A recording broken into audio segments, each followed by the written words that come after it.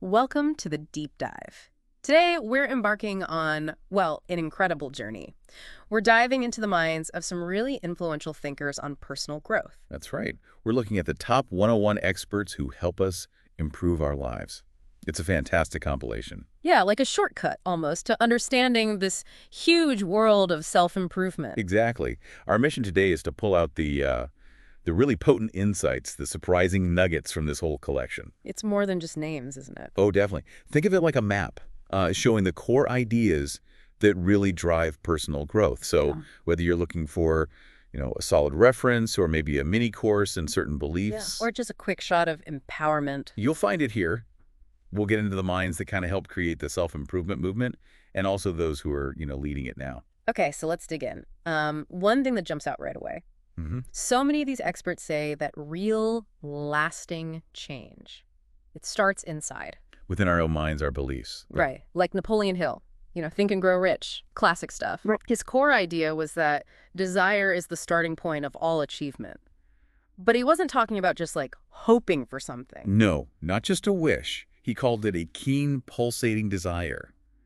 It's intense. Intense is the word. It's this almost obsessive drive that keeps you going, right, through the tough stuff. Exactly. And he had that famous quote, something like, every adversity, every failure carries the seed of an equivalent or greater benefit. Meaning even setbacks have hidden opportunities if that desire is strong enough. Yeah.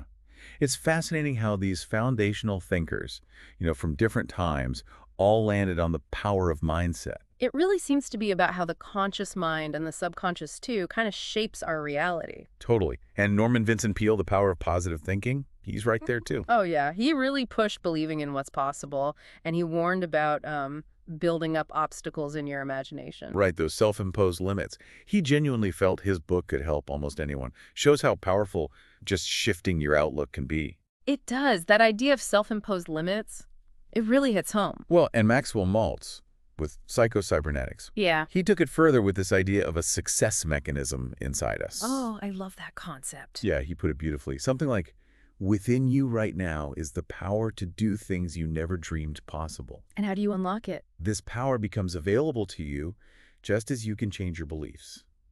It's all about the beliefs again. And wasn't he a plastic surgeon? That background seems so relevant. It really is. He saw people get surgery, change their appearance, but They still felt the same inside. exactly, until their internal beliefs about themselves shifted. He realized the real change had to start, well, inside. Wow. That's a powerful illustration, isn't it? The mind really is primary. It lays the groundwork. And as we go deeper, we'll see this internal landscape is also key for understanding our emotions and, self-acceptance. Okay, perfect segue, because this is where it gets really interesting for me. Moving beyond just positive thinking into emotions, accepting ourselves. Right.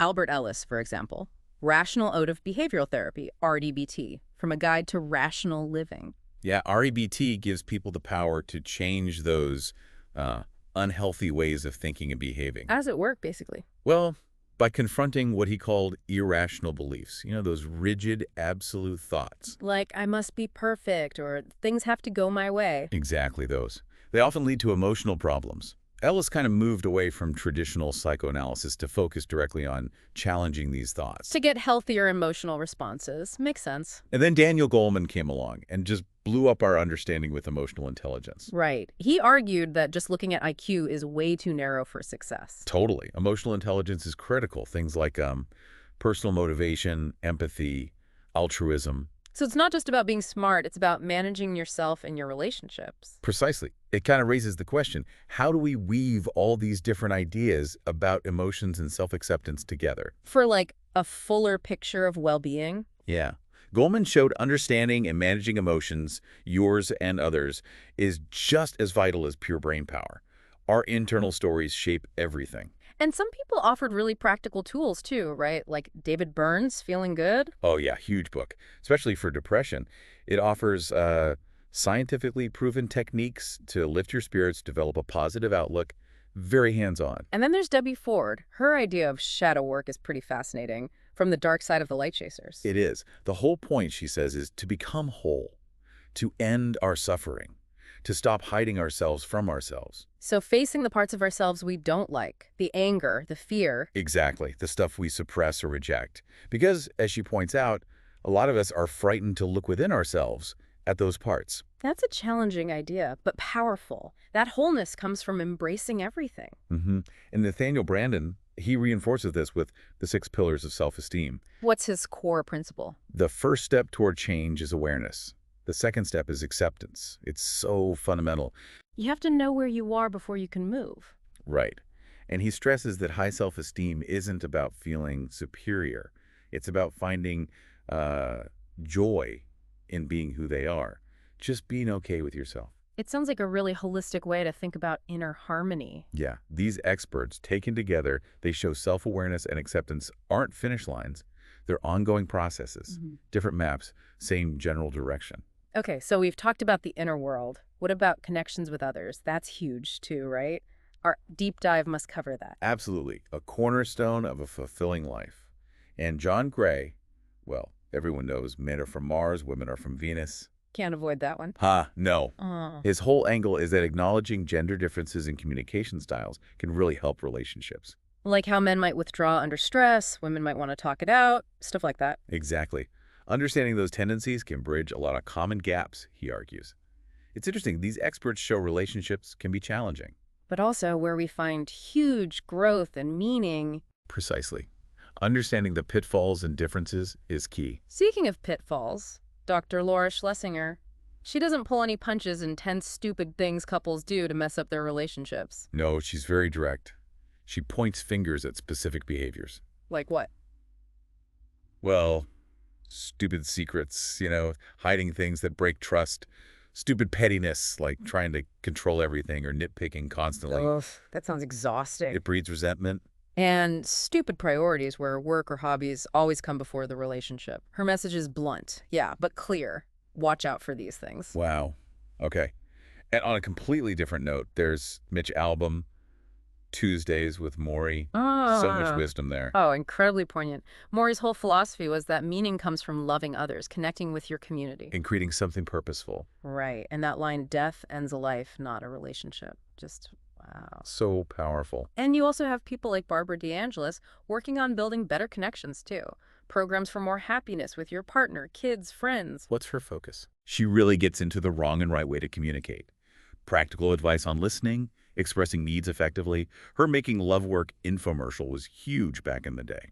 So lots of different angles on making relationships work better. Yeah, it highlights the whole complex but ultimately rewarding dance of human connection. Okay, so let's shift gears a bit. All this inner work, relationship stuff, how does it translate to, daily life, practical achievement? Good question. And yeah, many experts offer really tangible, actionable strategies. Brian Tracy, for instance, big in sales and personal success, goals. What's a key takeaway from him? He says something like, you have within you right now everything you need to deal with whatever the world can throw at you. That sounds empowering. It is. And his big thing is teaching people to take complete responsibility for your life. Not blame, but ownership. Action. Okay. And you mentioned sales. Tom Hopkins. How to master the art of selling. Another master. He had this great rule, really memorable. The human body has 2 ears and 1 mouth. To be good at persuading, you must learn twice as much as you talk. Listen more than you speak, even in sales. Especially in sales. Understand the needs first. He came from struggling early on, so he proved his methods worked. That's practical wisdom right there. What about just managing everyday life? It feels so overwhelming sometimes. Tell me about it. Julie Morgenstern tackles that head-on, organizing from the inside out, time management from the inside out. Is organizing really worth the time, though? That's what she addresses, right? Yeah, exactly. She busts that myth that organizing is a non-productive use of time. With demands on our time constantly increasing, she shows structure actually creates more time. Interesting. And Evelyn Wood, the speed reading lady. That's her. Famous system. And the origin story is cool. She saw her professor read this huge paper super fast. Like 80 pages in under 10 minutes? Something like that. It made her figure out how, and her reading dynamic system, well, it works. It's not just faster reading, it's processing info efficiently. Super useful today. No kidding. And Tony Buzan, mind mapping. Oh yeah, world-renowned. The Mind Map book. He calls it a powerful graphic technique.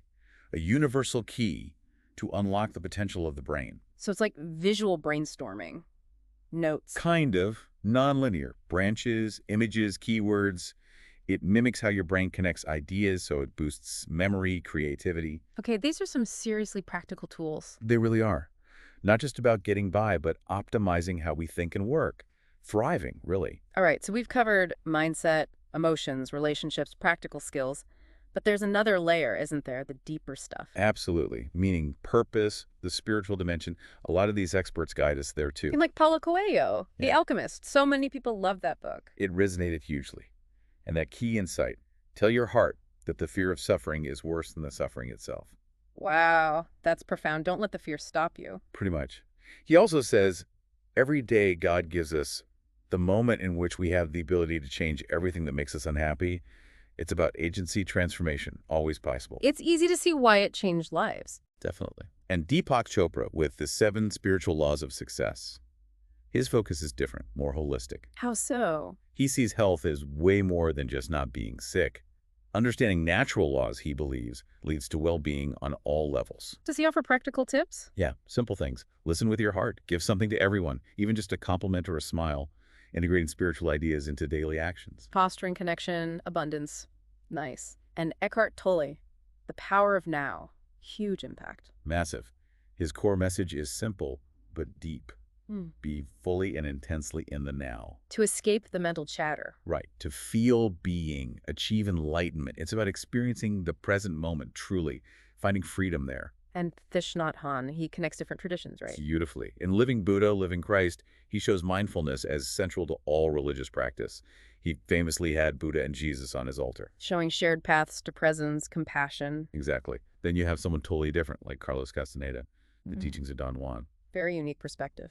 Definitely. That core philosophy. A warrior takes everything as a challenge, while an ordinary man takes everything as a blessing or a curse. So it's about mindset again, but in a different way. Viewing obstacles as opportunities. Yeah, opportunities for growth, personal power, not just things to endure, a total mental shift. And we should probably mention Rick Warren, too, the purpose-driven life. Can't forget that one. A pioneer of that purpose-driven paradigm, really pushing people to find meaning, asking the big why questions about their lives. Wow. What an incredible range, from mindset to mindfulness to practical skills. It really covers the spectrum. This journey through these self-improvement giants, it's shown how much wisdom is out there, powerful tools for living a more fulfilled life.